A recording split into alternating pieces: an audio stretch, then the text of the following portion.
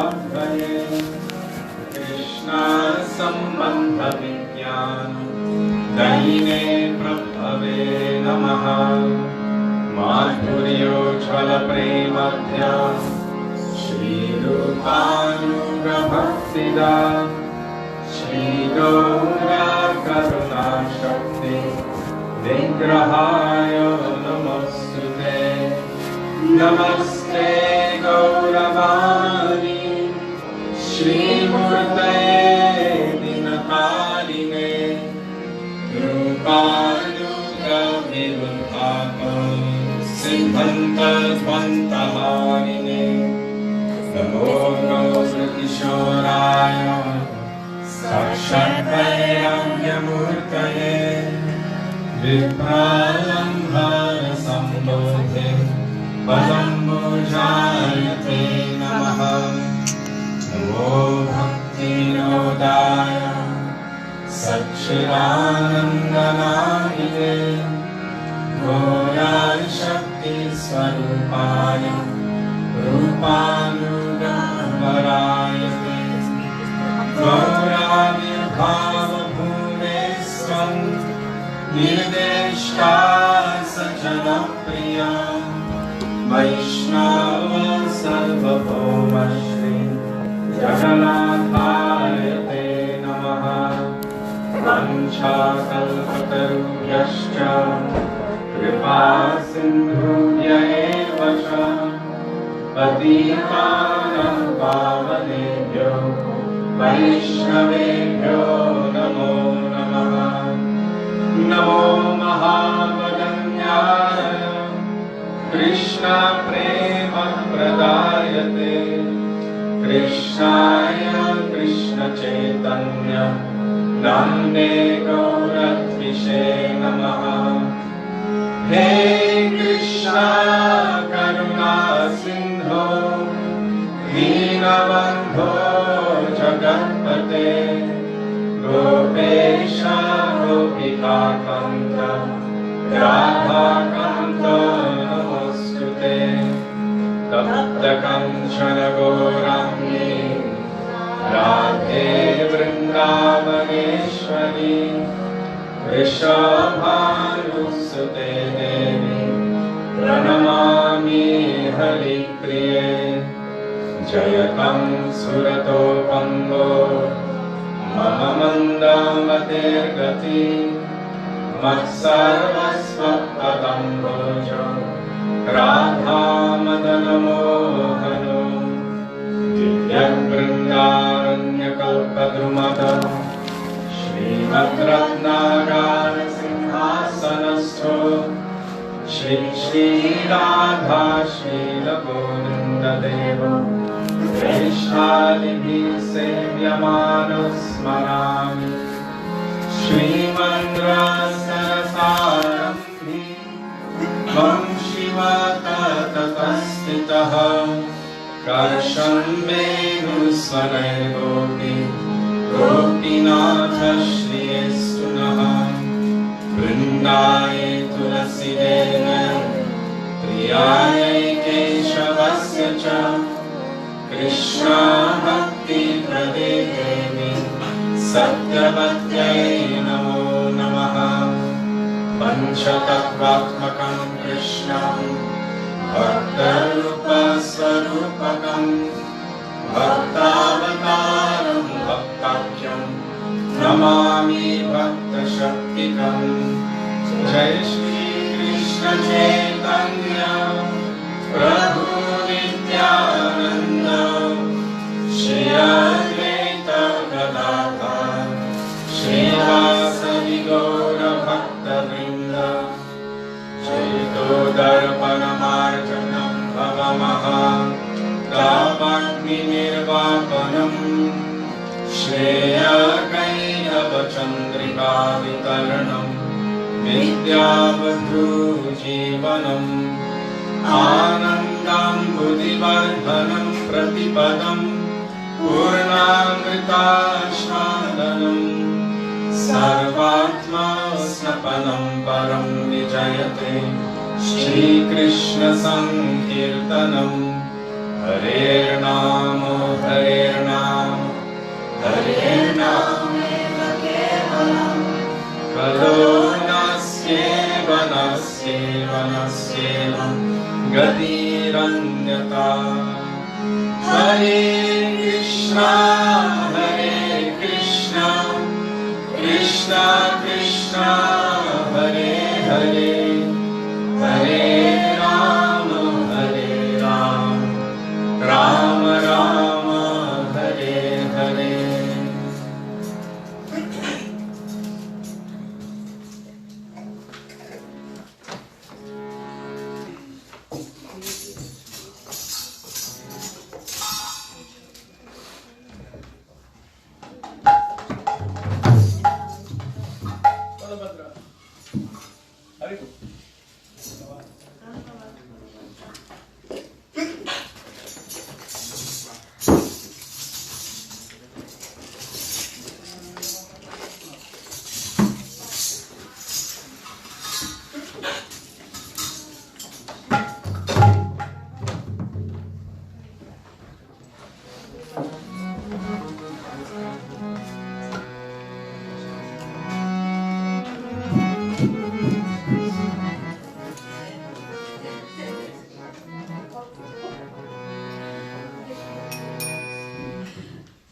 गुरुदेव कृपा करके मुझको बना लेना। Page 360 in this book.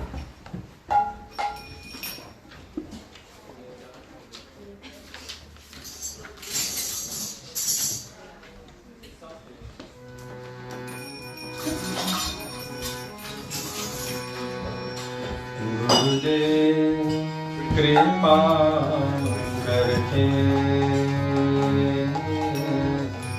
मुझको अपना लेना। गुरुदेव कृपा करके मुझको अपना लेना।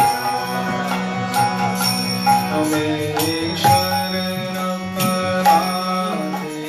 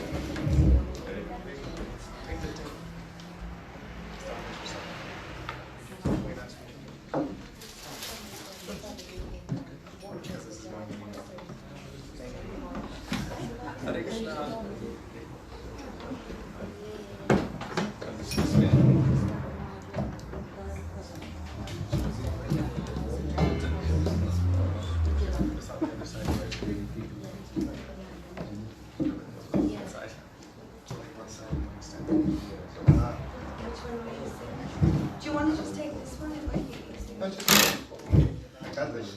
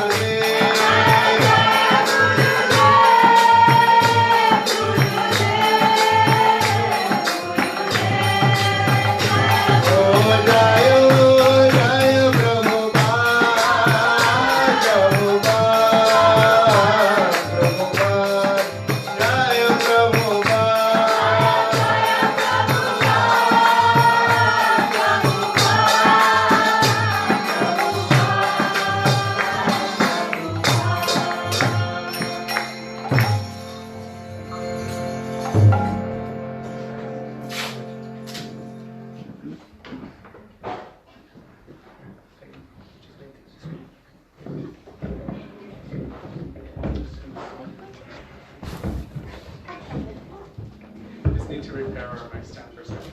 Here, take around this edge.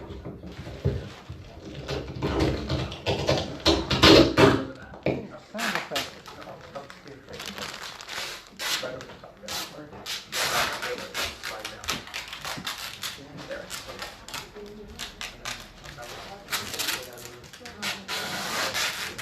That's not going to be right. Yeah.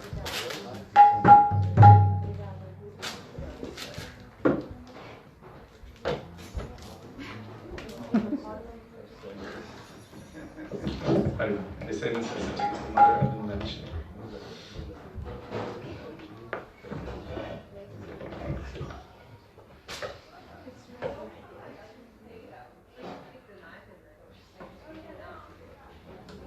The bhajan we just sang is extremely important, very powerful, and essential. It is essential that we have some understanding of the meaning of this bhajan. It is composed by Srila Narottam Das Thakur. His heart is extremely deep. Srila Kishori Das Babiji Maharaj, the guru of Srila Bhakti Siddhanta Saraswati Thakur Prabhupada, he said, if you have, I'm going to translate it into English, 2 coins, 2 rupees, you should go to the market and purchase 2 books if you want Krishna Prem. Does anyone know the name of those 2 books? Not Balabhadra. He knows everything.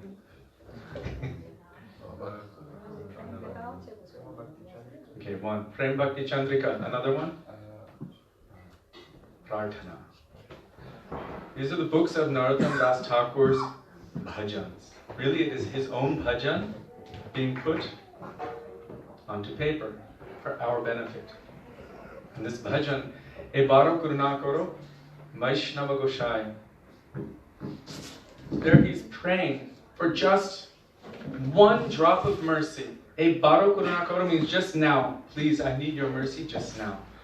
Sometimes we feel that I'm doing okay. The moment we're feeling that I'm doing okay, we should know that we're not doing okay. And then we should read this bhajan, Amar Jivan Sada Pape Raja. And then we can feel, oh yes, this is the reality of my heart. That, oh, what is my nature really in this material world?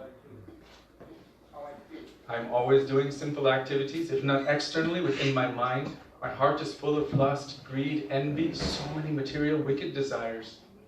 There's no sin that I have not committed since time immemorial. I need help, and I need it now. This is the beginning of spiritual life. And really to understand that I require sadhu sangha at every moment. Srila Bhakti Siddhanta Saraswati Prabhupada said, we require to be in sadhu sangha at every moment. He said, that moment we are not in sadhu sangha, immediately our hearts will begin to, flourish with material desires. And whatever we have already received, we can lose that thing.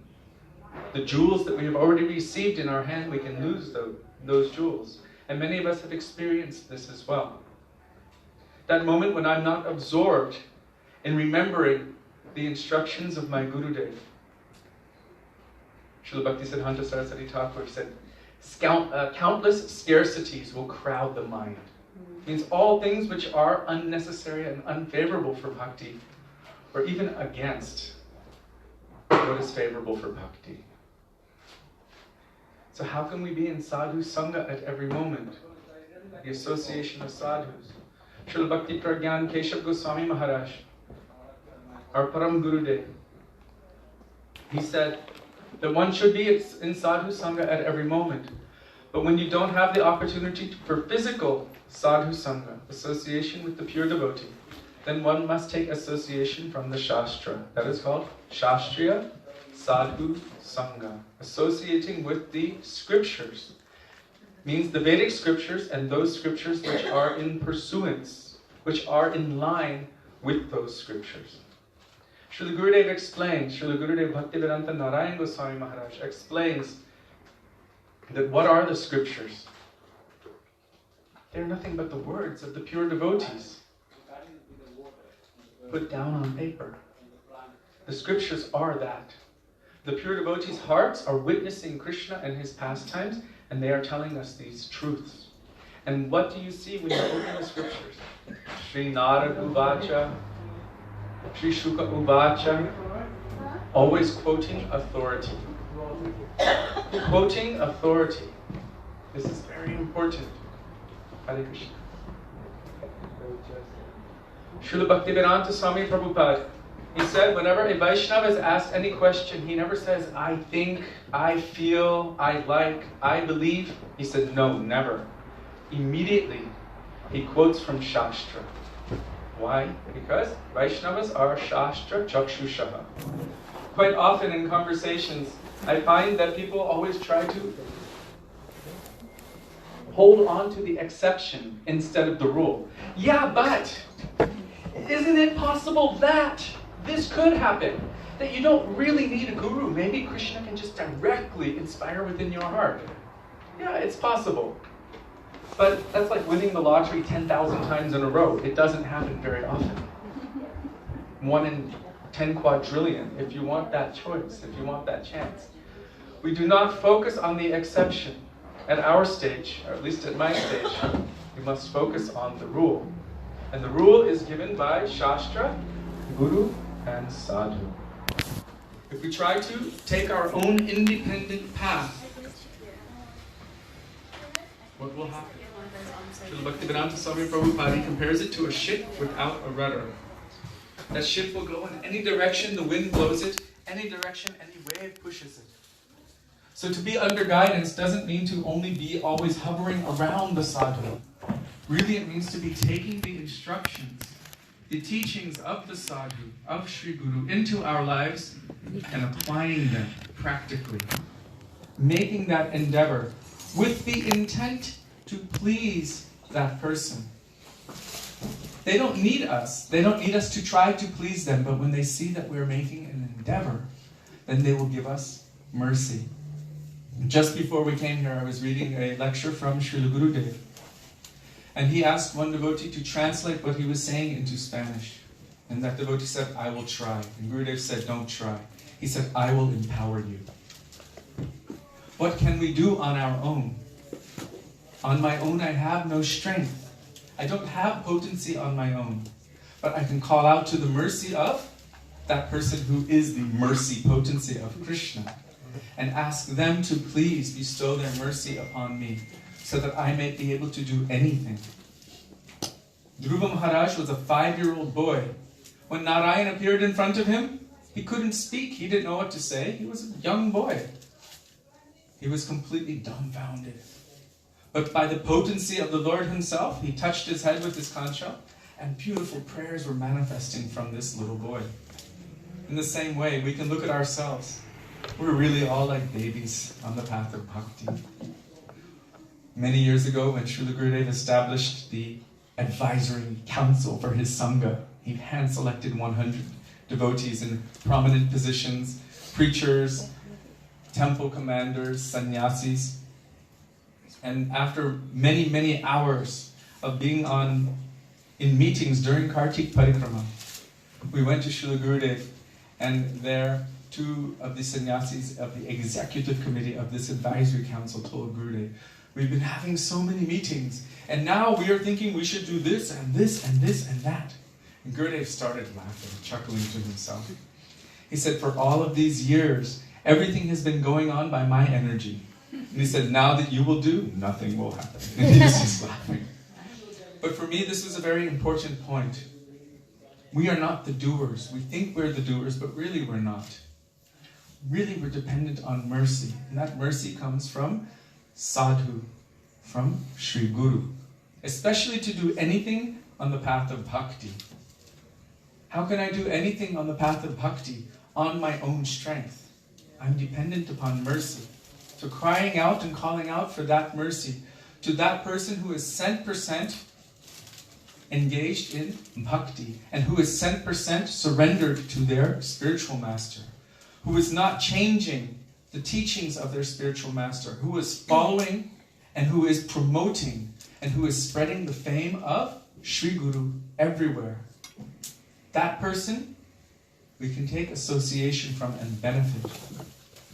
These days, because we're talking about Shiksha Guru, Diksha Guru, Vaishnava and Sadhu. The function of Shiksha is to increase one's faith in their Diksha Guru.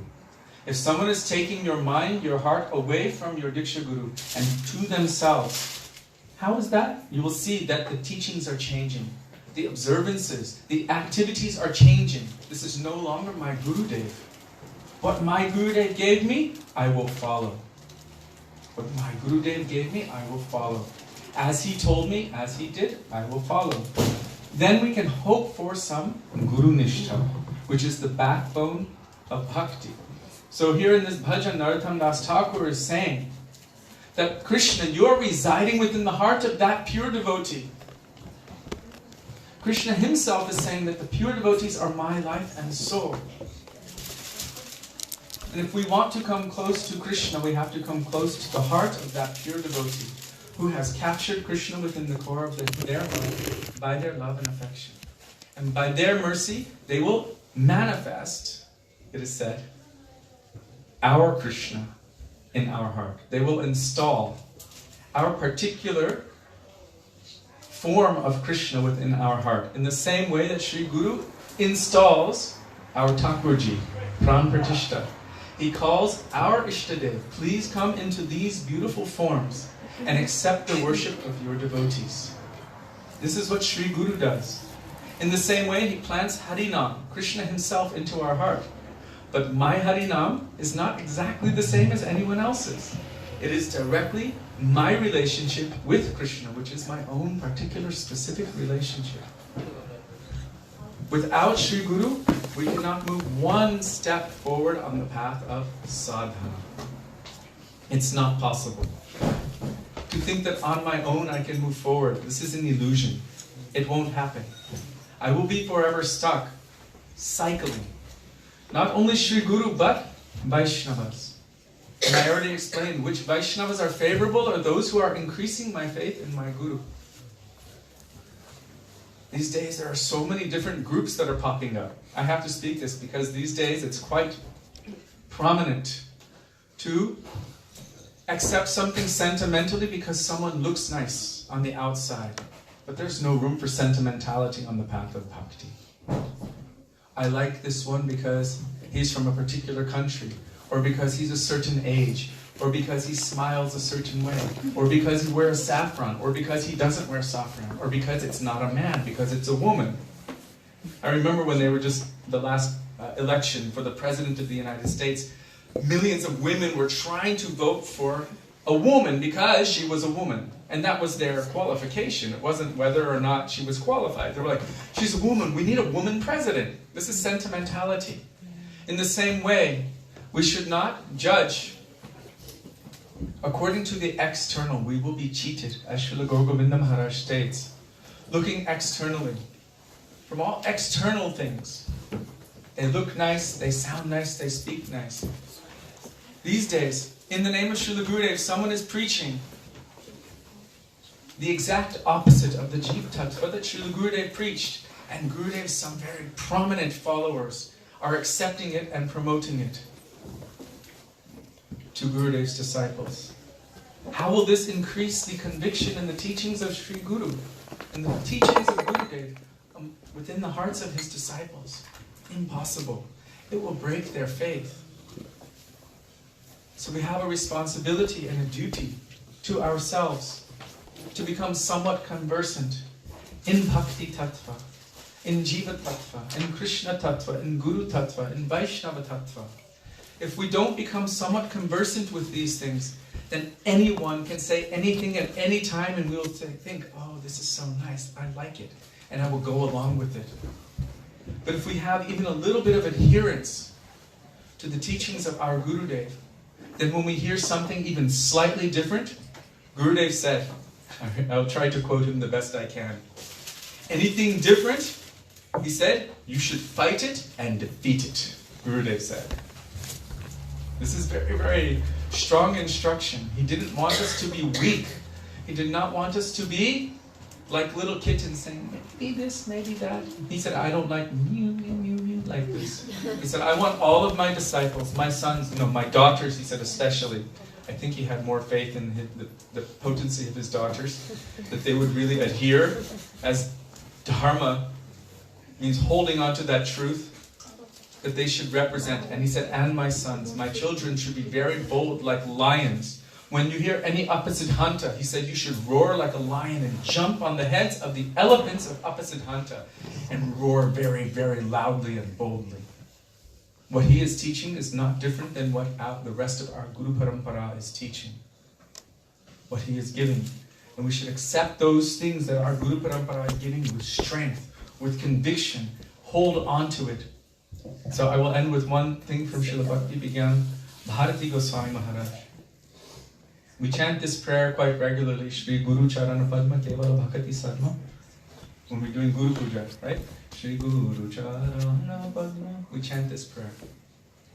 There it says, your fame is spread all over the three worlds. Ebe jas gushuk tribhuvana. Srila Bhakti Vigyan Bharati Maharaj, he explained, what does this mean? It's not that the glories of my Guru Dev will automatically spread themselves all over the three worlds. We have a responsibility to spread those glories all over the three worlds. And we won't only be able to spread it by word of mouth. Because Mahaprabhu says, without proper character, one cannot properly preach. Without achar, one cannot do prachar. Means providing the achar. So he said, by my own character, by my behavior, by my adherence to the teachings of my Guru Dev, his glories will be spread all over the three worlds. That's a lot of responsibility on us. But it's not so much compared to what he's giving to us. Srila Gurudev once said, I believe it was to Padmanabha Maharaj on a morning walk, he said, you cannot repay me in millions of lifetimes for what I am giving you. So the least we can do is try to follow. And by that practice, by following, by adhering, we will be able to spread his glories. He actually said, but there is one thing, you have to tell that. He said that there is one thing you can do. He said, if you meet any qualified assembly, you can tell them the things that I've told you. That much you can do. By that you can repay me.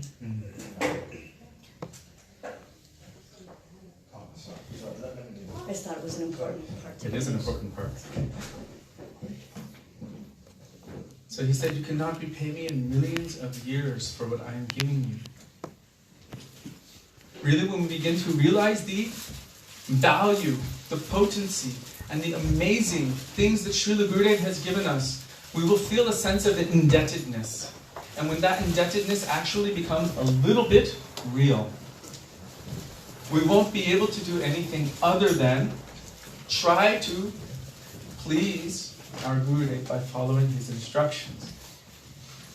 I remember in 2008, Srila Gurudev told all of us, very soon I will tell so many of my sannyasis, those who are qualified, they should start giving initiation, Harinam and Diksha, and making their own disciples. And many of us were very confused and uncertain what's going on. We were very confused. And we were asking Gurudev, what is the qualification for Guru as you've been telling for so many years? And the last person to question was Question Rani. This is one of the nicknames Gurudev gave to Shyamarani Didi, who is also Jadarani Didi. Today happens to be her birthday. Yes. So she kept asking, but Gurudev, you said this, and Gurudev, you said that.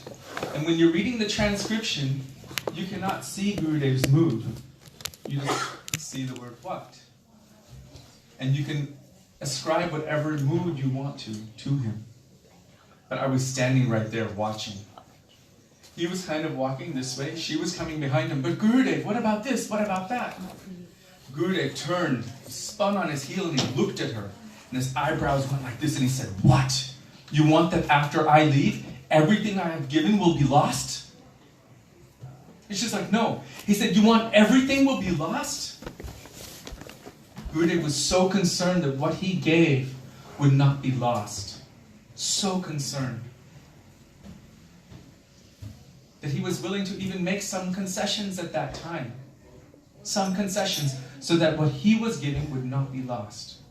That means he also wanted us, each and every one of those who have some faith in him or who have accepted him as their spiritual master, to somehow or other carry that message as it is, without unnecessary opposition and without alteration.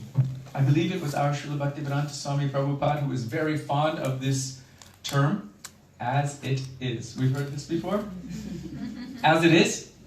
Not as you like it, as you think it should be, as you want it to be, as you like it, as anyone else likes it.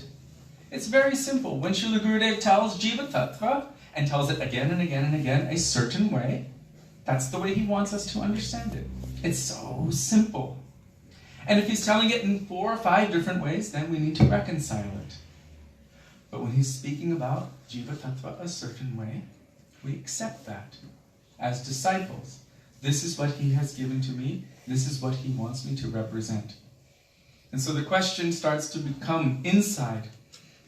We should actually ask ourselves this question. When any idea comes which is separate from the teachings of Sri Guru, we should go deep inside our heart. Srila Bhakti Rakshak Sridhar Maharaj, he explained this.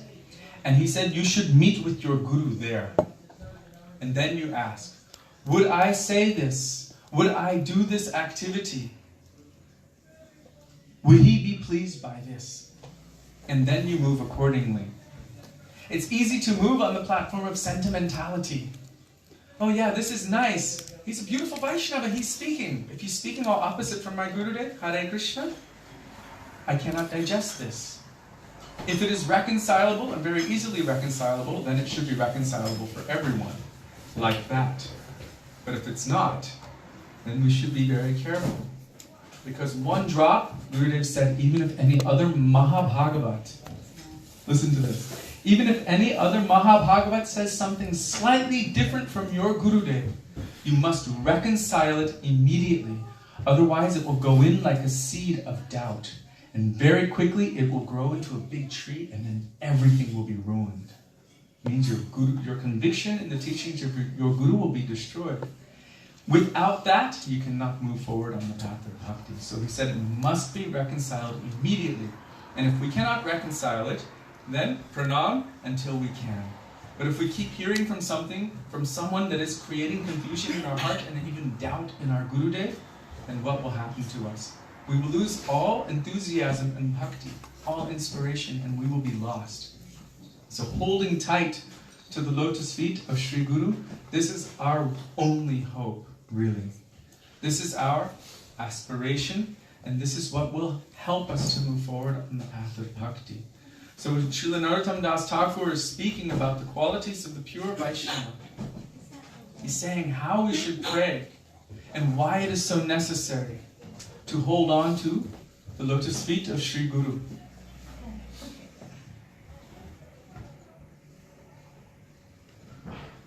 He's saying, Tomara hridoy sada Govinda Vishram, Govinda kohena mama Vaishnava param.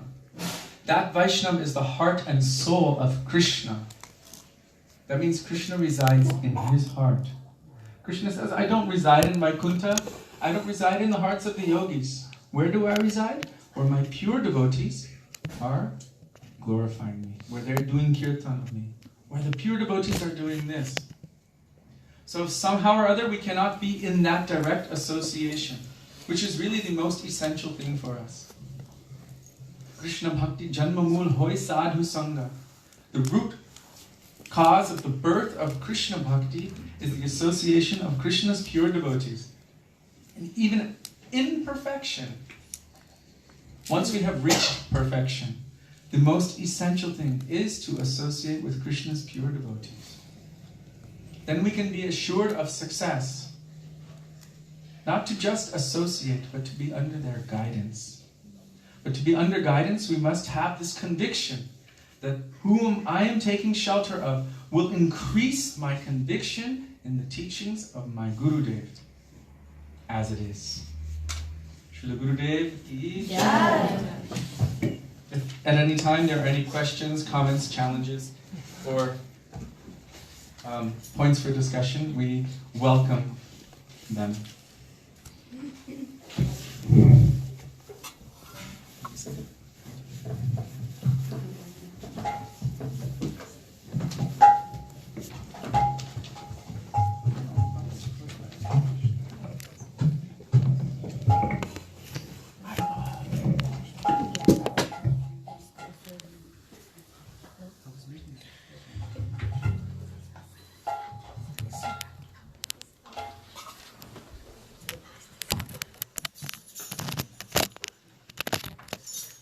Gaurang बोलते हैं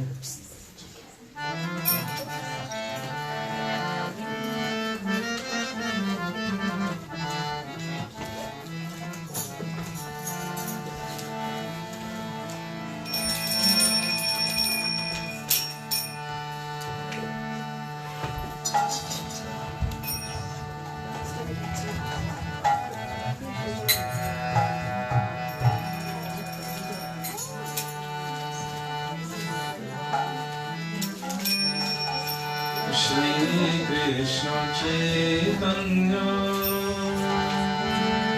Prabhu Nityananda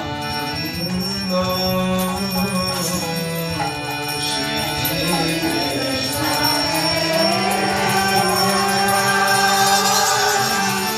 Prabhu Nityananda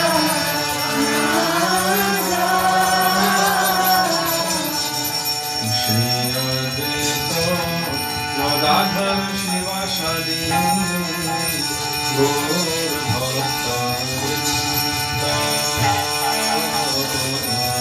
Shri Advaita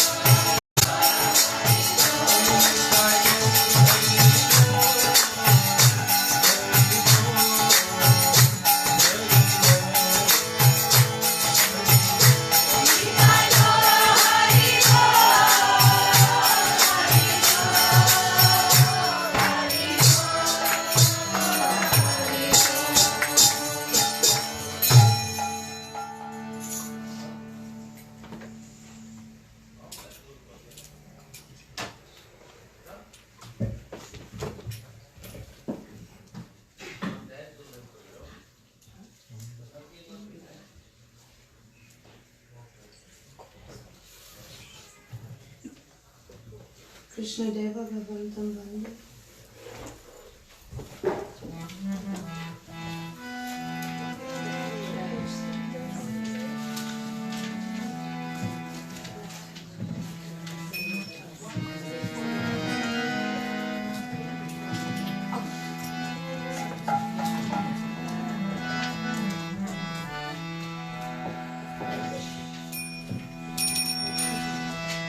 Krishna Deva Bhavantam Vande.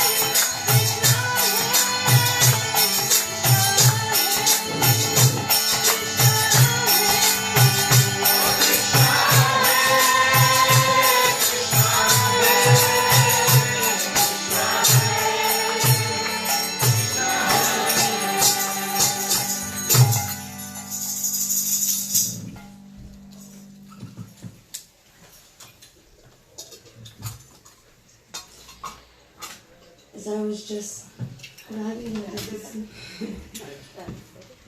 was just singing that bhajan, that kirtan, I was remembering one time I sang it for our Guru Day in Badger, California.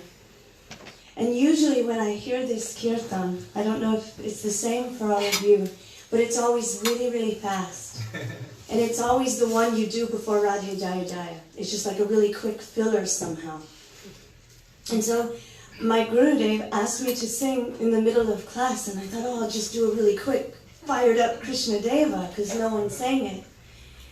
So I started singing it, but my Gurudev used to make me sing really, really high. And even if I thought it was high, he would make me sing higher. And so I was singing this really high. I thought, okay, I'm going to sing it to the top of my lungs. Here I go. Krishna Deva Baba. And I was rocking it. And Srila Gurudev listened for a minute, and then he leaned into the mic as I was singing it. Bhakti Rudan Shati Yadyap. And I'm like, oh. So I slowed it down, and he was like, yes. But it was so high I could barely hit it. But it was teaching me something. That these kirtans aren't necessarily a filler. And they're not just to sing before we get to the Radha Bhajan or to the Harinam. Or even, let's wake up a little bit. Radha Ramana Hari Bol, he used to do. When everyone was falling asleep during his Harikatha. Oh, Krishnadas, wake them up. But really, when we are chanting these kirtans, when we are singing them, it's not a performance. It's not actually something that we're doing to show, look at me, or look how amazing I am at something. This would completely defeat the purpose. How can Krishna, how can Chaitanya Mahaprabhu or Sri Guru be attracted to that type of kirtan? It's impossible. It's impossible. So our Gurudev was teaching us so many times, this is not a production. It's not a performance. Sometimes people invite us and they think, oh, you're kirtaniyas. You're the kirtan people. Perform. One time we were sitting at someone's dinner table, and after we had finished taking prasadam, they looked at me and they said, sing. I said, what? They're like, sing. You're a singer, sing. And I said, oh, I don't do that. I don't just sing for anyone's pleasure, for just, over dinner. I sing for my Gurudev because he wants me to. And she's like, no, you're in my house and this is what I want. And we were like, have a nice time, we have to go now. Because it's not like that. Sometimes we find that there's applauding after someone sings. But why applauding? What does that mean? It means that this is a performance and I'm producing something. I'm showing you the greatness of something. I remember when our Gurudev, when he used to give Harikatha, or whenever it was before he would give Harikatha, he would have his brahmachari sing for him, or Kishori Mohan Prabhu, and he would never clap for them. But then he would have guest singers. And where's everyone going? All at the same time. He would have guest singers come sit down and he would clap for them.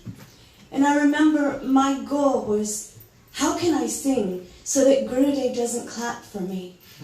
That he accepts that this is just the natural part of the progression of then he's going to give Harikatha.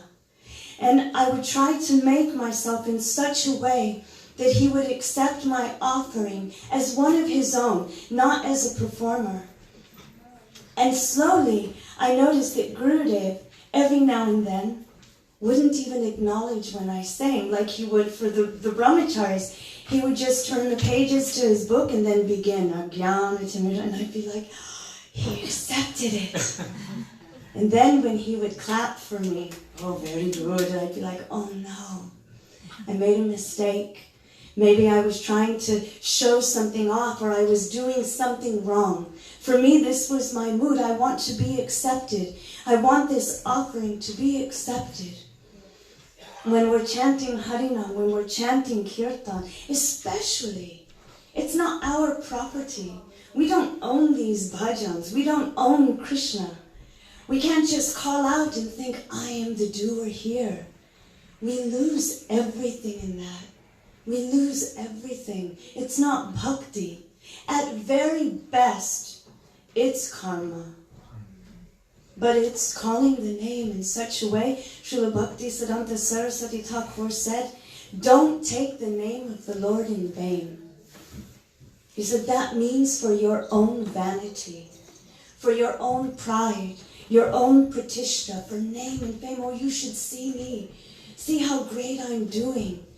Don't do this. And then he went farther and said, and don't call the name for any kind of material acquirements, for wealth and health, for all kinds of material bindings in this world. This is also in vain.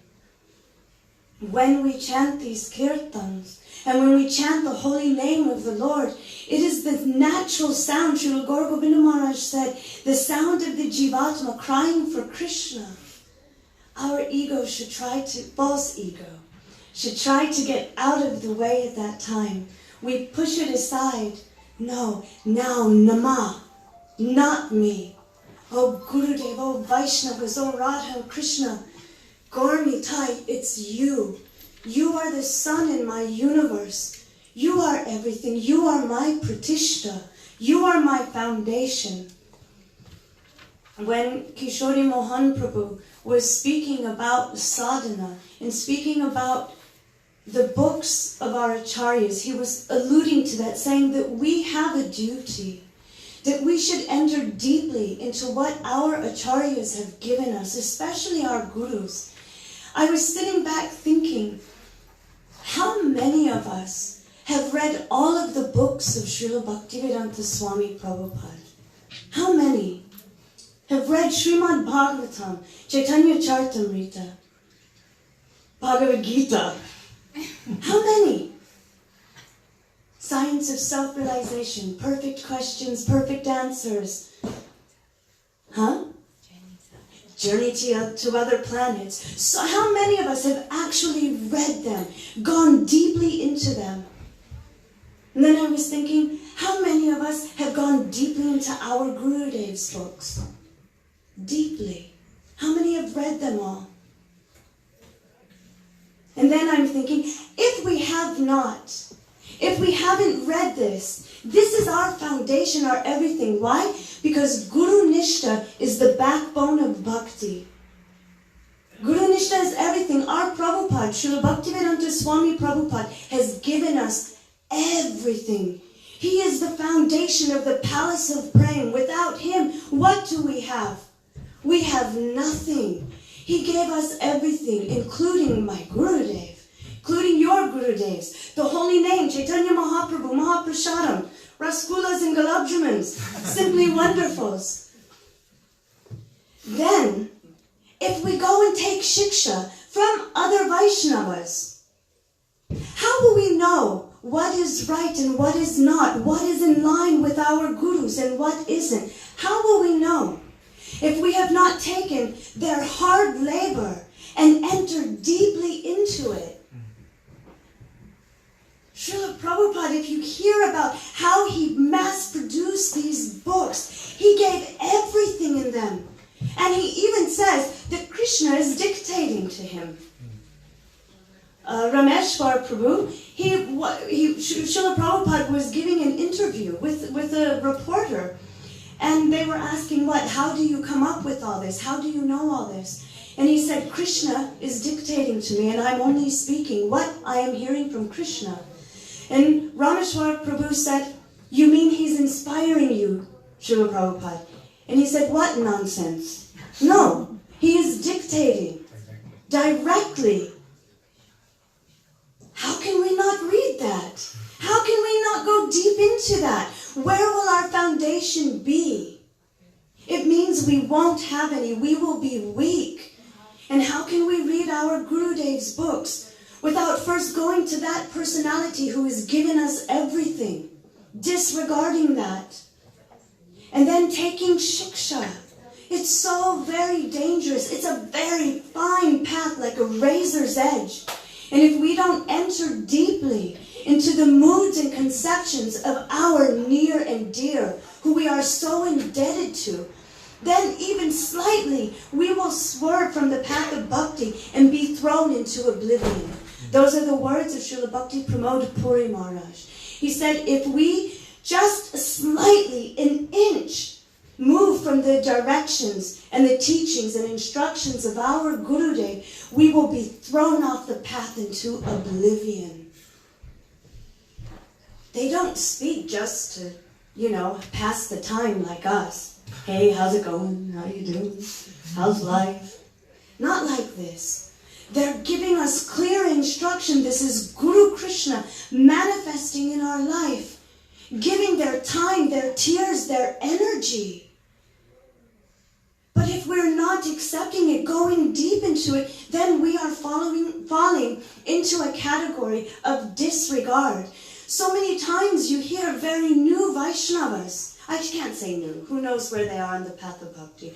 But you hear people who have just come to the path and they're speaking the highest conceptions. Have you read Gita? Our Gurudev read Jaiva Dharma, not read, studied and worshipped that scripture 108 times. Srila Bhaktisiddhanta Saraswati Thakur, he spoke and lectured and read and went deeply into Prahlad Charita for months at a time. And we skim over it, at least, we skim over it when? Krishna Chaturdasi, I better read about this, may have to speak on it, I should remember the Leela a little bit. This is not actually entering deep. And how will we understand the moods of our acharyas? So many times I hear people say, my Gurudev's mood, my Gurudev's mood. What is Gurudev's mood? So many people, Manjari Bhav, this, that. What is that? Do I know who I am? I am this body. I decorated, wear all my things, my lipstick, my makeup. Look it, I am this body. That's what I think I am. I don't know who the Jivatma is. I don't know what my relationship with Guru and Krishna is. So with my feet firmly planted, taking some medicine here, looking at my pulse, where, like an Ayurvedic doctor, where am I? What is my sickness really? How can I gauge who another Vaishnava is if I don't even know myself? I don't know anything. I need help. And where do we know that we can turn to, that we will not be cheated? Where do we know? Our acharyas, especially our Srila Prabhupada and our Gurudev. We know that we won't be cheated there. We know that they have undergone so much hardship to give us Krishna as it is. And yet, we run here and there, tasting and taking from everything and anyone else. We need to stop and to go deeply into it, into their I want to say their scriptures, because it's their moods, it's their explanations. We can't understand Shastra on our own. How can we? If we read Chaitanya Charitamrita without purports, if we read Srimad Bhagavatam without purports, even if we read Bhagavad Gita without purports, what will we get? What will we understand? So many people do this, or they get purports that are just telling you that you are God. We know we will not be cheated there. So why do we resist? Why do we resist entering deep into the hearts of our acharyas? If we want to know the moods of our near and dearest, they've put them down for us. They've given them to us. They've worked so hard for us, undergoing heart attacks, taking cargo ships for 27 days. 35 days. I was reading about our Srila Prabhupada a few months ago. I was reading his diary, and he was speaking about when he arrived in America. And he said that when he arrived, he gets out and he actually has to take a bus. It's not that actually even Sagopal, the devotee or the personality he was supposed to greet him, was there. He was met by a travel agent who told him to wait for a bus. So after 2 heart attacks, after so much struggle, he gets off the boat. And this travel agent tells him, you have to go wait for a bus. So he's telling that the bus took about 5 hours for him. It took 5 hours for the bus to arrive. So he sat down and waited. Then he went on the bus that took 8 hours from Boston to Philadelphia, something to that effect. It took many, many hours. And then the personality who picked him up brought him to the YMCA. We all hear that he actually stayed in this house. And Srila Prabhupada explained, no, he took me to the YMCA because his house was very small. But I would go there and I would cook my meals. And then Srila Prabhupada remembered something beautiful for him. He says, and he married a Western lady and she didn't know how to make roti. He said, so when he saw my cooking, he always wanted me to also cook enough for him. So Srila Prabhupada was also cooking for this person. And I was reading this thinking, look at how much he endeavored, how much he struggled, how much he has given. And that's only the journey there. What to speak of what he went through that whole time. And the reason I'm telling this is because we have such a great wealth. He has given us so much. Only maybe 100, 200 years ago, it was almost impossible for anyone to even pick up a Chaitanya Charitamrita or Srimad Bhagavatam. Srila Bhaktivinoda Thakur says any Gaudiya Vaishnava literature was not available at his time. This is why he was so busily engaged in writing down so many moods, his poetry, his bhajans, his life history, and so many books. Why? Because he couldn't find so many and he was trying to give everything. Oh, Jeev, Jaga, wake up, wake up. Oh, sleeping Jivas, this is the time of Mahaprabhu. This is what he has come to give. And he searched for 10 years until he found a proper copy of Chaitanya Charitamrita. And we have it. And we're not going to it. He writes, Srila Bhaktivinoda Thakur writes, that I knew that if I got a hold of this Chaitanya Charitamrita, that I would become truly happy, but I could not find it anywhere. This is an indication. If we want to be truly happy, we must enter deep into these Gaudiya Vaishnava literatures that have been given from our Guru Parampara. Otherwise, what are we doing? Running here and there, trying to take nectar from this place and that place. But what do we know of nectar? We may be taking poison. We hear that Srila Bhaktisiddhanta Saraswati Thakur, he describes Putana and the very beginning Shraddha of the Jiva. And what happens? False guru enters and tries to give poison instead of milk. We are all in a very precarious situation. What is that? This life is very, very fragile. And we can lose it at any moment. When we hear about the struggles of the jiva finally coming to the path of bhakti, what to speak of the human form of life, but coming to the path of bhakti, how they've been wandering since time immemorial.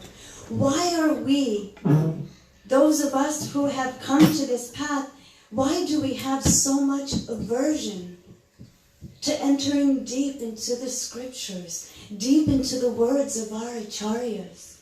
It is a sickness. It's the sickness of the jiva, isn't it? Aversion to the Lord. It's ignorance. We must call out. We must pray. Hey Gurudev, hey Krishna, please help me. I hear that you are an ocean of mercy. You are an ocean of nectar, and I should be begging for only one drop, but I'm so sick. that I don't even want that. Please help me. I'm suffering here. Otherwise, going here and there, we will never actually get satisfied. We will be cheated. These scriptures have been given to us, these bhajans, kirtan, sadhu sangha, for us to hold on tight to the moods, the words, the conceptions and instructions of our gurus. This is life or death. It is actually life or death. We either turn toward Krishna, turn toward that beauty, or we turn toward Maya. That's it. Life or death. Life or death. Srila Gaur Govinda Maharaj says, one who has Krishna, only they have life. We want Krishna, but how? Oh, I want to love you. I want to know you, but how? In Anugatya. I'm coming in the line of my Guru Varg, of my Gurudev, and those with the moods, the conceptions, the teachings and instructions of my Guru Parampara. And anyone who has any other opinion, I offer pranam. My Gurudev said, we offer pranam forever. Offer pranam from a distance and understand that, okay, these aren't my people. This isn't my Svajatya, but I can honor that they're on the path and they're chanting the holy name and they're doing what they can. So I honor that, but I don't want anything less than what my Gurudev and my Guru Varg have come to give me. And if I hear something different, and if they're pushing something different, then I have to offer my pranam to that. If I can't reconcile it, if there's no need for change, then what is it? What is it? We must hold tight to the lotus feet of our gurus, especially those who have come particularly for us, who have come to help us and bring us back to Godhead. That is their mission, and our mission as Buddha Jivas are to hold on tight and not let go. That's our mission. Hold on. Whatever we can do, no matter what's going on around us, I will not give up the lotus feet of my Gurudev. I won't give up these instructions he's given me. If we're not diving deep into the scriptures, it means we won't be able to ask questions. It means we'll have nothing moving in our hearts. We must dive deep. We must have questions at every moment. Relevant questions. We see in our Shastras, that's what everything is. It's relevant questions and relevant answers. We must also embark on that path and have relevant questions. Hey, Gurudev, where am I? What do I need to do? How do I progress? How do I swim in this vast ocean? How do I hold on? Relevant questions means applicable to where I am. Not how long is Srimati Radhika's braid. Not what's happening there in Goloka Vrindavan. What does that mean to me? Srila Bhaktivedanta Trivikram Goswami Maharaj, he said, you think that you have so much love for Krishna, that you're all like little gopis running around, and he laughed. He said, but if I told you that your wife was just hit by a bus, what would you do? You would run there crying, my wife, my wife, my wife. And he said, but if I also told you that Krishna was lying in the dust of Vrindavan, almost dying in deep separation from Srimati Radhika, would your life change? Would there be any movement in your heart from that? He said, if not, then you can gauge. Where am I? And where is the relevancy of my questions on the path of bhakti? Am I following the instructions of my Gurudev or not? Or am I taking that spiritual sweet tooth and trying to taste only the nectar here and there? We need broccoli. We need those nutrients that are good for you. We can't just take and taste the sweets all the time and think we will be healthy. In this world, our material life or our spiritual life, those things that we don't like are probably the things we need. If we're chanting and it's like chewing on sand, then chant more, is Srila Rupa Goswami's instruction. If it's bitter for you, the remedy, continue chanting and praying and calling for mercy and help. I don't know why this is applicable for me to say, but recently we were with one devotee. Her name is Lilavati, and she was telling us about one of her first darshans with our Gurudev. And she said one of her friends came with her. Her name is Draupadi. And they went in the room to see Gurudev. And Gurudev looked at this girl, Draupadi, and he said, "Oh, did you like my class? Did you get anything from it?" She's like, "Oh, Gurudev, maybe a little bit." She said, I don't know what it is, but I fall asleep in your classes. And Gurudev started to laugh. He said, "Oh, you're sleeping."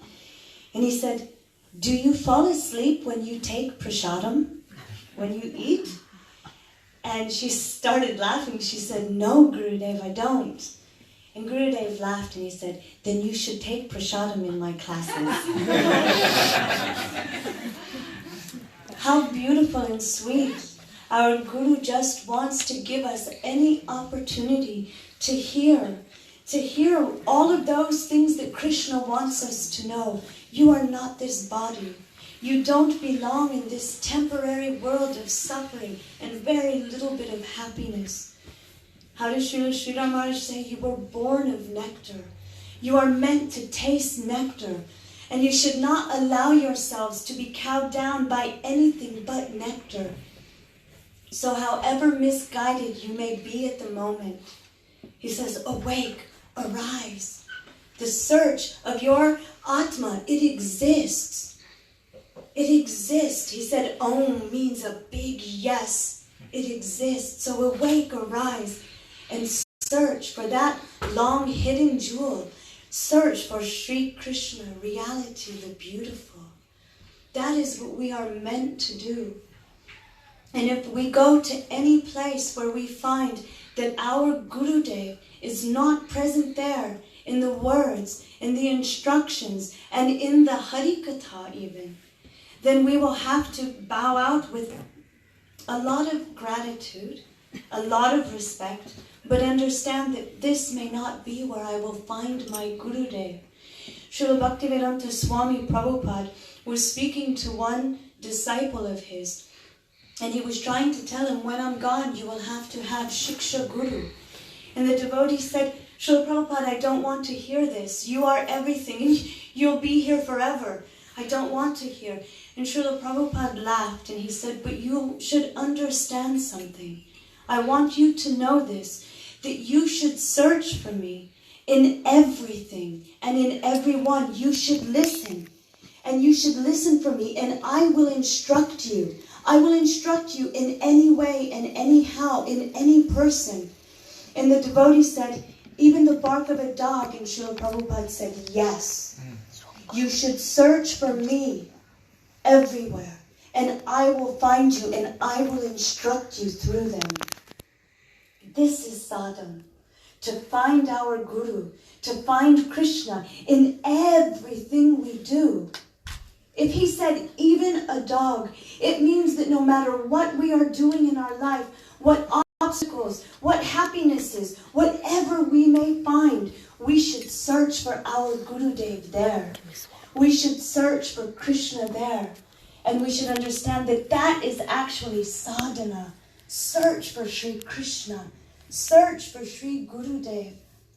And if we find they're not there, then we must go another direction. In the direction where we find our Sri Guru.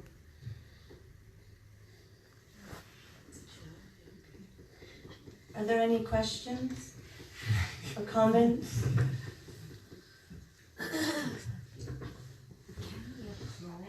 No. The bhajan itself, like, or the glory, like, if that's the impetus behind uploading, if that encouragement comes, can it be just in glorification of that personality to bhajan we are trying to enter? So, Radhika is saying that if we have a mood that we want to applaud the beauty of the bhajan, of the Vaishnava who's given their heart here. If that is the mood, then can we applaud like that?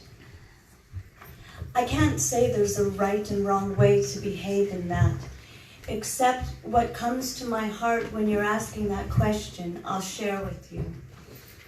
And that is that our Gurudev would always say that the gopis never say, I love you to Krishna.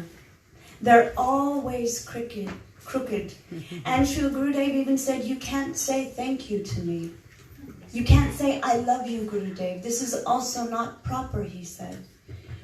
So what comes to my heart is that if joy naturally arises in your heart, then that is the byproduct of bhakti.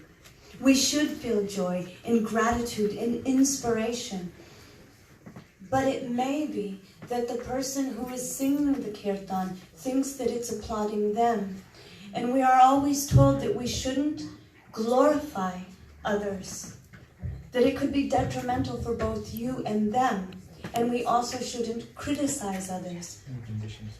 Any condition so, because of the same reason. So it depends. It depends on the mood and the occasion and what everyone is feeling. But in general, I know that if I sing a kirtan and it's applauded, it feels, even if it wasn't meant to be, it feels like it's a performance or a concert. Sometimes I've been with devotees who do kirtan and they've actually called going to do kirtan a gig.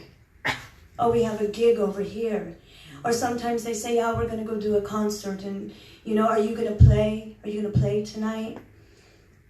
And this makes it very, very mundane. Actually, this is our holy communion with the Lord. This is where we go and we call out from the depth of our heart and all together calling out for the mercy and grace of Guru, Vaishnavas, Mahaprabhu and Krishna. If at that time it's all about, oh, it's so-and-so singing and we're taking pictures because of their bodily fame, or if it's because of how beautiful they sound, then this brings the level down really badly. It makes it feel like a mundane activity. If you're sitting there chanting japa, when we're done, do we clap? Like, really, do you sound, woo! If you do, naturally, then that's appropriate and it's beautiful. But if that kind of mood isn't coming from the heart, if it leaves your heart with some kind of pathos of separation, but there's joy in that, that should be the real mood, because we don't meet Krishna. We don't know Krishna. But if a mood of separation can touch my heart and I can call out with sincerity, applause would be like arrows. I'm feeling this depth, this weight of separation, and I'm begging for help and for mercy. And we're all calling out, hoping to be heard together, to glorify Krishna and Mahaprabhu. Where's the necessity for that kind of, it would break the spell for me. So that's my own reflection on that. I'm just saying my own. But generally, you would see when Gurudev would have any of his brahmacharis sing, he would never applaud. And so I wanted and hoped that that could be for me. Not that I deserved any applauding. I was the frog amongst the singers and I was okay with that. And I know that it would be for encouragement, but I didn't want that. I wanted to be accepted, that it wasn't something outside of the norm, just continuing on with the service of Hari Katha and serving Sri Guru and Hari Katha at that moment. And inevitably, he started to reciprocate with that. And so I felt that at least for me, that mood was appropriate.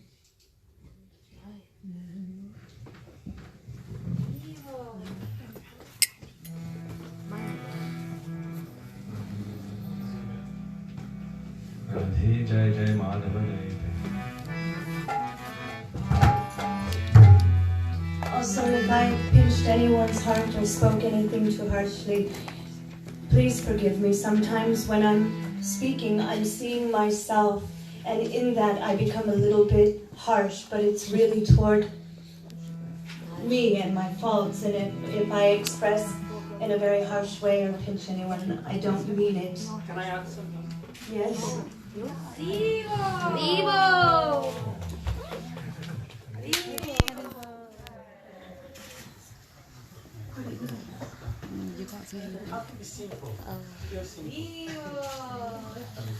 Can we speak about that just after the next kirtan? Thank you. Why is it not stretching? Beautiful question.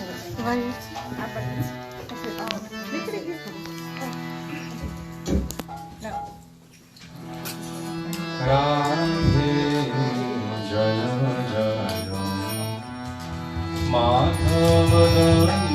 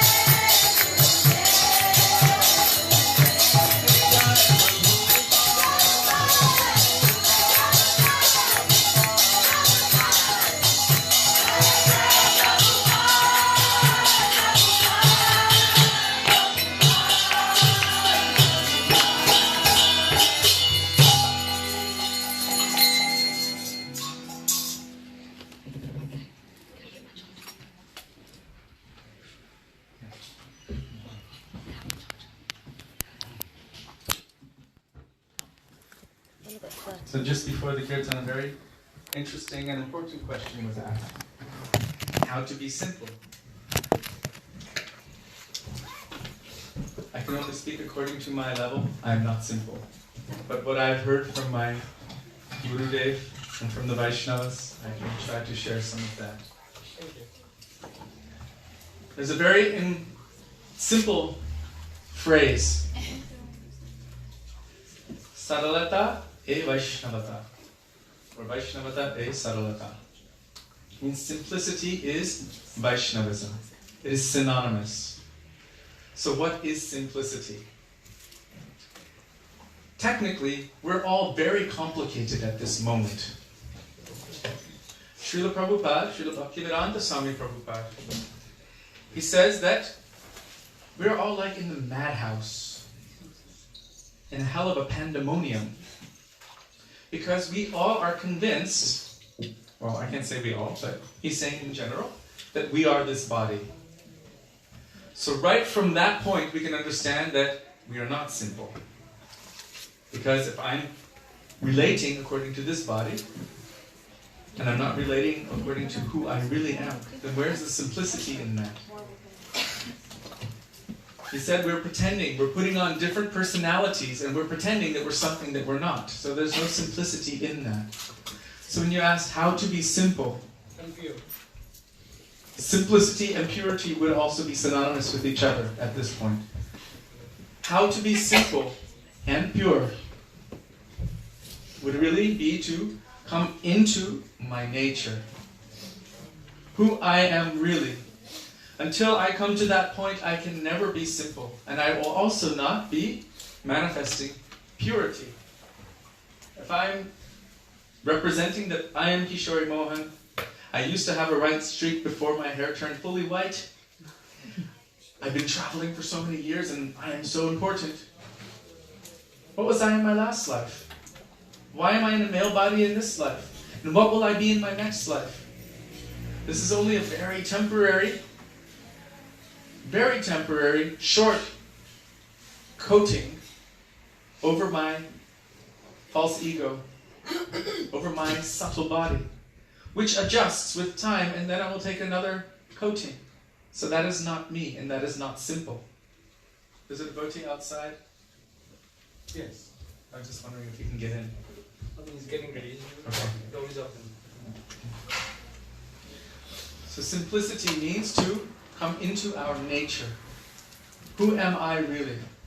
What is my intrinsic nature? What am I made of? And what is my function? What is my purpose on the soul level? Who is my eternal beloved? To come into my eternal function. This is called Sanatan Dharma. And to the degree that I am coming into that nature, to that degree I can be called simple or pure. And to the degree that I am not in line or in alignment with that nature, to that degree I can be considered or called complicated or impure. So real simplicity will only manifest to the extent that I submit to that person who can bring me to simplicity. That means following the instructions, the teachings of Guru, Sadhu, and Shastra, which will bring me, the soul, in alignment with my true nature. Then it is simple. In Jaiva Dharma, in the first chapter, there Srila Bhaktivinoda Thakur is speaking about the nature of the soul, and he's comparing it to water. Water's nature is to constantly flow toward the lowest level, which means the ocean, its source.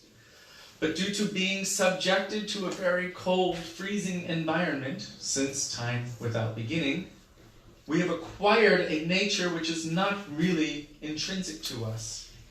When you subject water to a very freezing, cold environment, it turns to ice. And due to our association with material energy since time immemorial, we begin, or we believe that I am this. I am this ice-like thing. Ice meaning no love is flowing toward Krishna. So my heart is like ice toward Krishna. But when Sri Guru comes with the torchlight of transcendental knowledge, I like the torchlight in this example because fire melts the ice and allows the ice to flow. We will attain to our nature. And that nature, which is meant to flow with love and affection toward Krishna. Chaitanya Charitamrita says, Jivera Surupahoy, Krishner Nitya Das. The intrinsic nature of every soul is that they are eternal servants of Krishna. So when we start flowing with a mood, a spontaneous, natural mood of service toward Krishna, this will be considered true simplicity. Krishna says in Bhagavad Gita that for that person, they will attain everlasting peace.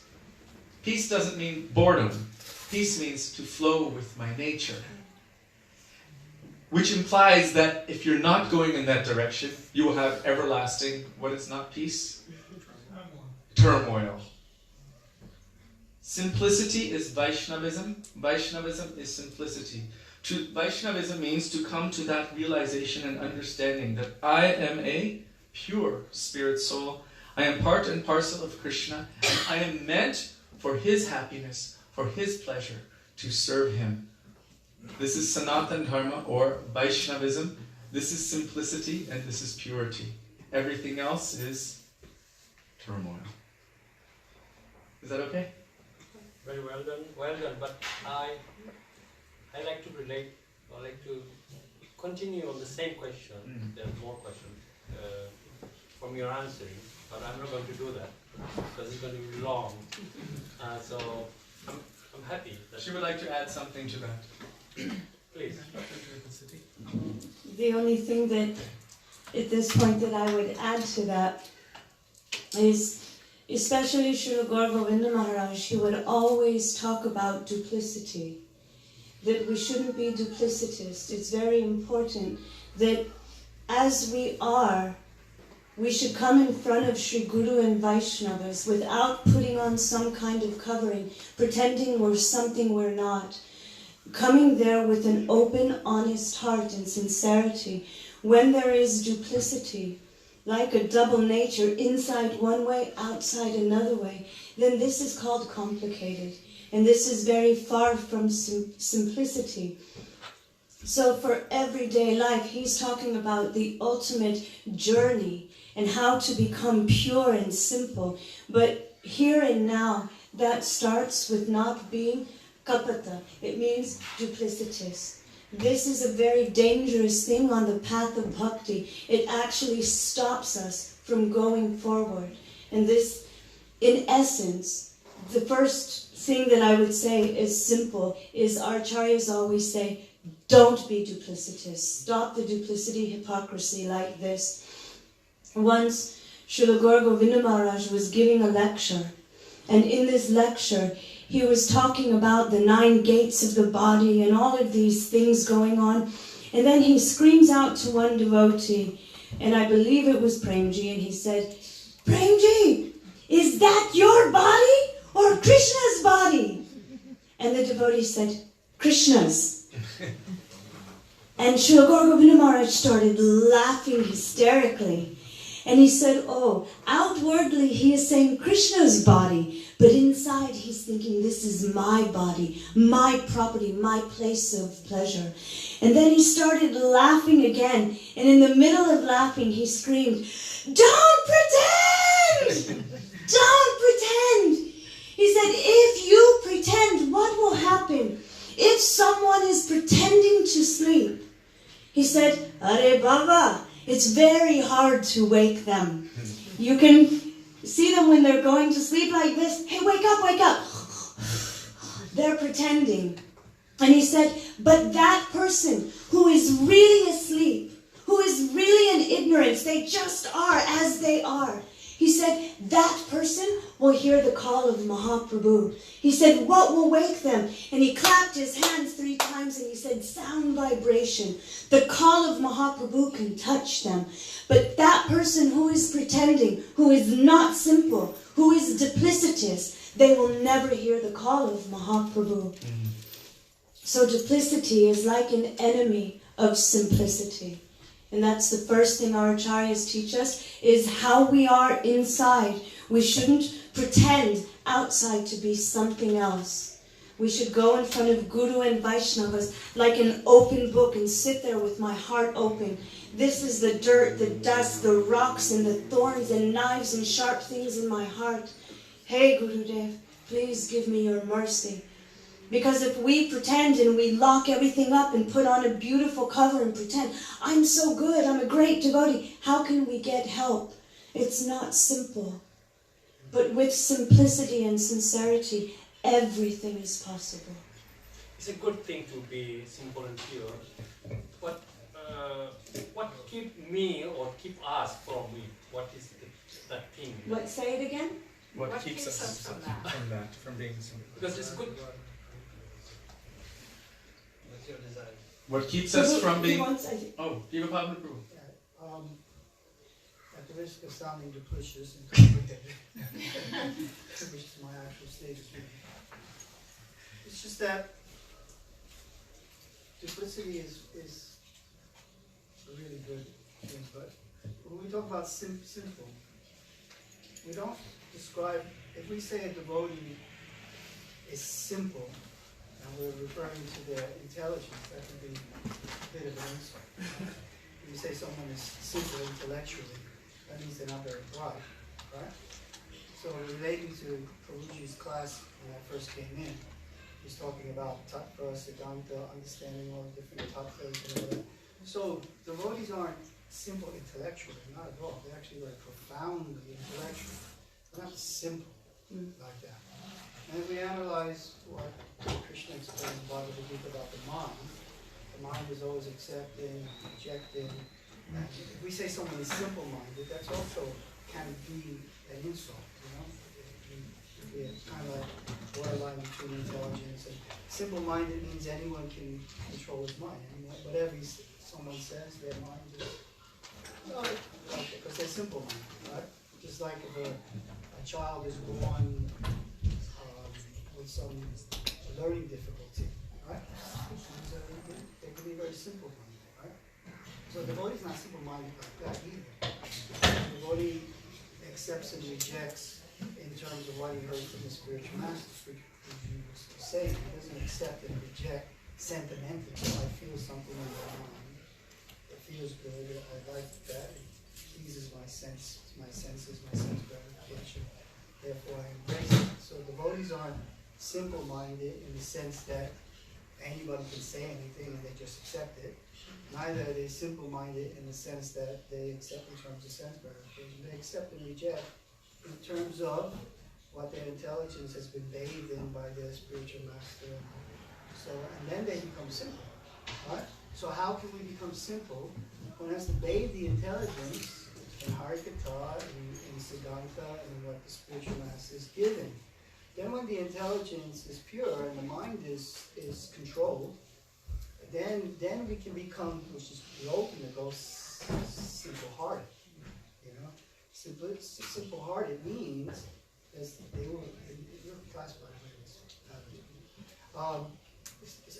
both of them. So when Mataji speaks, she's speaking from the heart. She's speaking from the heart. It's not sentimental, mental things. When you involve the spiritual master and you speak from the heart, spiritual master Chaitanya Guru is seated in the heart. So you're expressing what you've heard externally is coming back from internally from the supersoul with the spiritual masters. So simple-hearted means, for example, Prabhuji was saying, we hear something which contradicts what we heard from our spiritual master. And someone seems to be citing another Mahabharata, right? So apparently there's a contradiction between two Mahabharatas, right? So a simple-hearted devotee will say, well, one, either see no contradiction because their intelligence has been purified already and they're situated in the proper siddhanta, or they may think the simple-hearted devotee thinks, well, there can't be a contradiction. There must be a reconciliation. I can't reconcile, but someone can.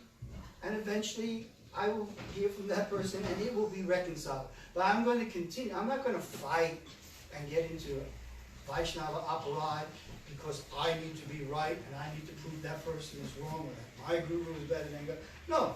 The simple-hearted devotee thinks, guru is one, and the tattva is the same. Different gurus emphasize different things are different. There must, apparently there's a contradiction. But the simple divide goes, that's apparent, it's not real. And it can be reconciled. I can't reconcile.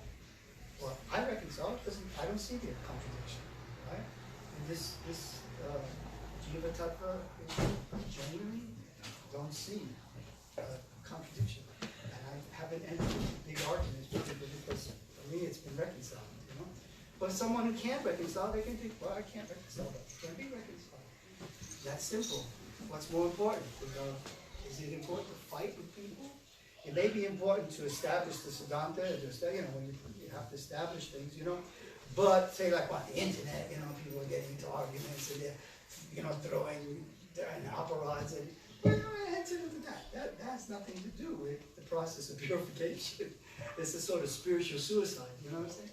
So simple-hearted means that if I recognize there's an impurity in my heart, then I must enter into a communion with my spiritual masters. Didi was explaining through books or through lectures, that sort of thing, or association with work. I need to purify myself. That's simple. Flowing things. I'm always in the process of purification. Thank you. Prabhu? May I say something? Govind Maharaj tells a simple story about that. I don't know if you've heard or not. No. So, about simplicity. Is it about Gopal? No. Oh. He says yes. This one as well. Yes. Different story. Yeah, different story. So there's a daughter-in-law and a mother-in-law going to some Bhagavata Sapta. This is a true story up in Orissa, Subprimac. So they're going to, they live in one village. So the Bhagavata Sapta is in another village. So on the way to the village where the lecture's been given, there's a river. So they have to cross the river to get to the village. So when they go into the river, going there, the water's only like ankle deep. So they cross the river very easily. So then they hear the Bhagavatam Sapta. So on the way back in the evening, this river, because it's a tidal river, has risen.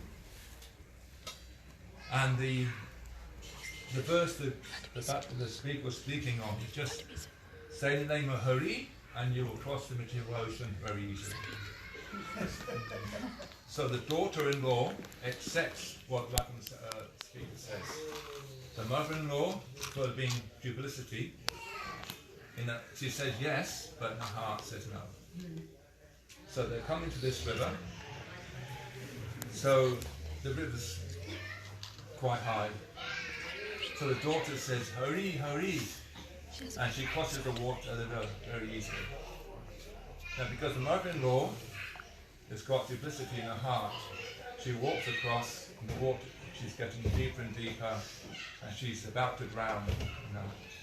And the daughter says, just say the name Hari, Hari, you'll cross the ocean with your existence. The mother-in-law says, you don't criticize me, I'm your mother-in-law, how can you do this? So then the daughter-in-law is forced to drag out the mother-in-law.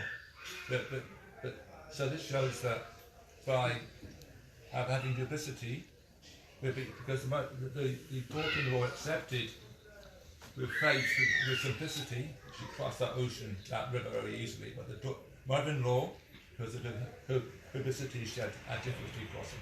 Nice, thank you. I just want to say that there are so many senior Vaishnavas in the room tonight, disciples of Srila Prabhupada, Srila Govinda Maharaj, and so thank you so much for giving your valuable katha in additions, because if we were just sitting here giving and not hearing from you, it would be a very great shame. So thank you for adding what you've added tonight.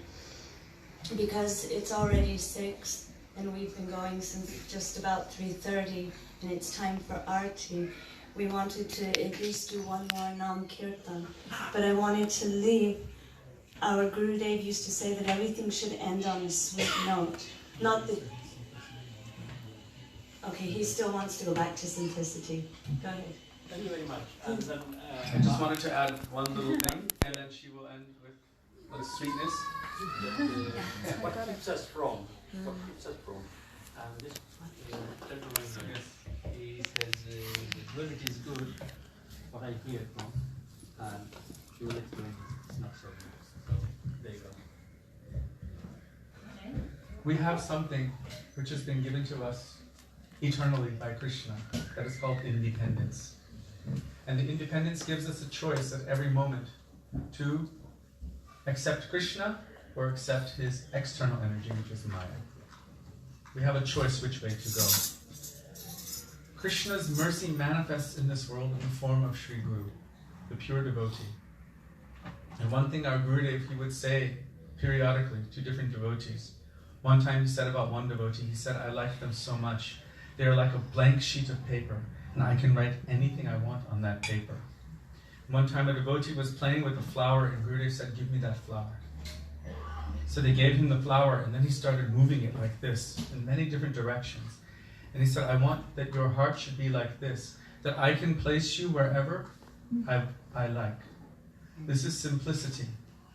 How to be simple means to give up our egotistical independence, that I want to be the enjoyer or I want to be the ego. To give that up and to accept that Krishna is the supreme ego, transcendental ego, whom I am the servant of. This is the only way really by which one can become simple. Srila Bhakti Vigyan Bharati Maharaj, he explains, because also this word humility comes in. Humility, purity, Vaishnavism, simplicity. In essence, it's all synonymous there. He said, how can one truly become humble? Because this humility is not material humility, it is spiritual humility. He says, when you see the true humility of the pure devotee, and how great they are, but how humble they are, by seeing that example, you can become humble in their association. By that association of a truly humble, truly simple person, by that association we can become simple. Otherwise, how can we become simple? Without being in contact with that person whose heart is flowing with love to Krishna, who has the capacity to awaken that nature within us, we can never really become simple. So simplicity is also a matter of associating with the truly simple. And it's that simple. Simply that. Simply wonderful. Okay. You can add. No, please. We have to tell about this because we were talking about being under guidance. So, because tonight has been a lot about speaking about being under guidance, I may have told it here before, but there's this beautiful katha that Srila Bhakti Vigyan Bharati Maharaj, he spoke, and he was speaking about being in anugatya, and the importance of being under guidance. And he was speaking about when Sri Krishna left the Rasa Lila, and at some point of time, he also left Srimati Radhika. And all the gopis began to search for Krishna here and there, going to trees, to creepers, to animals. Have you seen Krishna? Have you seen my beloved, my prananath? At one point, they came to one place called Paitagaon. And Paitagaon, our Gurudev says, is the victory place of Srimati Radhika. Coming to that place, they saw that Krishna took an astonishing form. He thought, oh, I want to impress my gopis, show them how amazing I am. So he took a four-armed form like Narayan, and he was standing in front of them like a deity. Look at me, I'm amazing. So they walked up to him, and they didn't see Krishna there. They thought, oh, Narayan, have you seen our beloved? Have you seen Krishna? And because he couldn't speak or say anything, he was holding all these arms there, they offered pranam to him and continued on their search for Krishna. But after some time, Srimati Radhika came into that vicinity. and a breeze came by her, taking the scent of her cloth to Krishna. When he smelt that fragrance of just her cloth, Krishna immediately began to tremble, and 2 arms went in, and he took his Tribanga Lalit. He took his most beautiful form of Shyama Sundar. When Srimati Radhika came in front of him, he looked at her and he became the most beautiful. We hear that Krishna reciprocates with the love of his devotee. There is no one who has love like her. Her prem is the highest extent of love. So he reciprocated with that love and became astonishingly beautiful. At that time, to reciprocate with Krishna, she also became more beautiful. And Krishna, seeing that beauty, again became more beautiful. Srila Maharaj said it was like a transcendental beauty competition was taking place there. He said, all those gopis and all those maidservants that were walking behind Srimati Radhika in Anugatya, they were able to see this most enchanting, beautiful form of Krishna. He said, those that went ahead without being an Anugatya, he said, oh, they were cheated, they were deceived. They saw Narayan. And then he explained that not only did all of those gopis get the opportunity to see this most beautiful form of Krishna, but they got to see Srimati Radhika and the love between Radha and Madhav.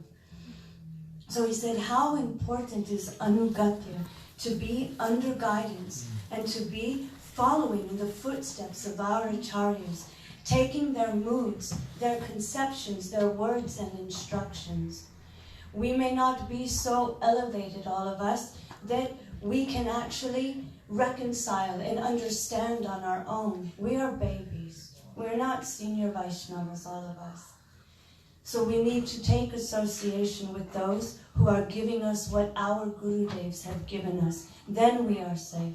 And after we grow up, after we read more and we associate more and we can reconcile on our own or other Vaishnavas can help us, then that is something extraordinary and that is something we can look forward to. But we should always be in Anugatya, and that will bring us to perfection.